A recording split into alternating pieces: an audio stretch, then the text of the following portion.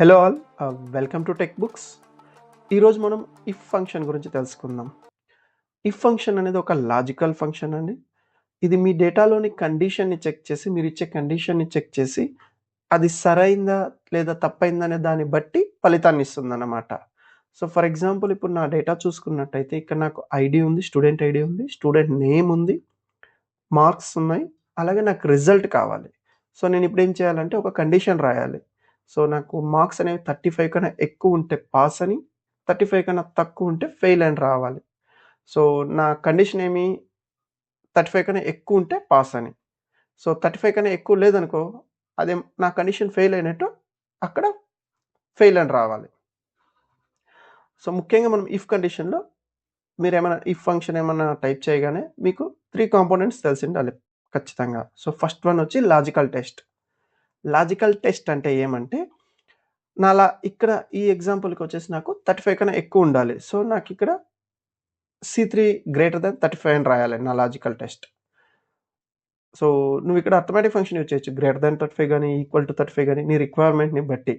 So, నాకిప్పుడు 35 కన్నా ఎక్కువ రావాలి కాబట్టి నా లాజికల్ టెస్ట్ వచ్చి C3 equal to 35. So, logical test అయింది. సెకండ్ వన్ వచ్చి వాల్యూ ఇఫ్ ట్రూ అనగా, ఇప్పుడు నీ కండిషన్ ఏమన్నా సరైందనుకో. సో, నీ కండిషన్ ఏమన్నా మ్యాచ్ అయిందనుకో, కరెక్ట్ అయిందనుకో, ఏమని వాల్యూ రావాలి. సో, ఒకవేళ నీ కండిషన్ కరెక్ట్ అయితే పాస్ అని రావాలి కాబట్టి నేనిక్కడ పాస్ అని టైప్ చేస్తాను ఇన్వర్టెడ్ కామాలో, టెస్ట్ కాబట్టి అది. సో, టెక్స్ట్ అయితే నేను ఇన్వర్టెడ్ కామాలో ఏస్తాను.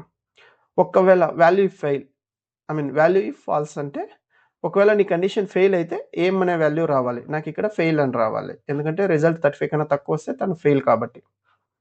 సో, ట్రై చేద్దామా?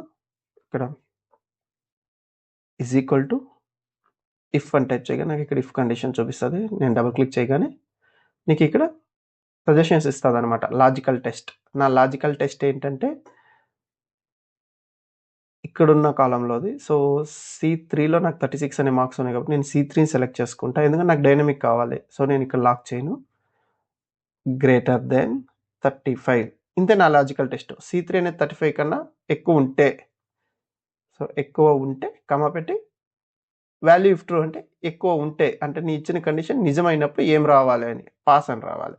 సో, PASS పాస్ అని కొడతాను. తర్వాత కామా, నా కండిషన్ ఏమైనా పాస్ కాలేదనుకో, అంటే ఇక్కడ నేను ఇచ్చిన కండిషన్ రాంగ్ అయిందనుకో, అప్పుడేం వాల్యూ రావాలి అనేది వాల్యూ ఇఫ్ ఫాల్స్‌లో ఏస్తాం. సో, నాకిక్కడ ఫెయిల్ అని రావాలి. FAIL. నా కండిషన్ రాంగ్ అయితే ఫెయిల్ అని రావాలి. ఇంతే. క్లోజ్ బ్రాకెట్ చేయగానే ఎంటర్ కొడతాం. సో, నాకిక్కడ పాస్ అని చూపించింది. నేను దీన్ని డ్రిల్ డౌన్ చేస్తే ఇక్కడ ఎడ్జ్‌లో ఒక బాక్స్ లాగా ఉంటది. దాని మీద డబుల్ క్లిక్ చేయగానే డ్రిల్ డౌన్ అవుతుంది. సో, నాకిక్కడ చూసినావంటే ఎక్కడైతే 35 కన్నా తక్కువ ఉందో అక్కడల్లా ఫెయిల్ అని ఉంది. 35 కన్నా ఎక్కువ ఉన్న ప్లేస్‌లలో పాస్ అని ఉంది. సో, ఇది సింపుల్ ఫార్ములా. బట్ ప్రాక్టీస్ చేస్తుండండి. ఫ్యూచర్‌లో మనం అడ్వాన్స్ టాపిక్స్‌కెళ్ళినప్పుడు మీకు ఇది యూజ్ అవుతది. అర్థమైంది కదా! సో, మీరు ఇంకొకసారి రిపీట్ చేస్తాను. మీకు మెయిన్‌గా లాజికల్ టెస్ట్ ఐడియా ఉండాలి. ఏమంటే నాకిక్కడ ఎన్ని మార్క్స్ ఉన్నాయి కదా! అది ఎంతకంటే ఎక్కువ ఉండాలి అనేది నా లాజికల్ ఫార్ములా. ఎగ్జాంపుల్ మన సిట్యుయేషన్‌లో C3 గ్రేటర్ థాన్ 35. అది ఏమన్నా నిజమైతే వాల్యూ ఇఫ్ ట్రూ. అది ఒకవేళ పాస్ అయిందనుకో, C3 అనే కాలమ్‌లో 35 కన్నా ఎక్కువ ఉంటే ఏమని వాల్యూ రావాలి. సో, అక్కడ నేను పాస్ అని ఇస్తాను. వాల్యూ ఇఫ్ ఫాల్స్ అంటే ఫెయిల్ అయినట్టు. సో, నేను ఫెయిల్ అని ఇస్తాను. అంతే. నా రిజల్ట్ నాకిక్కడికొస్తుంది. సో, ఇలాగనమాట. సో, అర్థమైంది కదా! Thank you.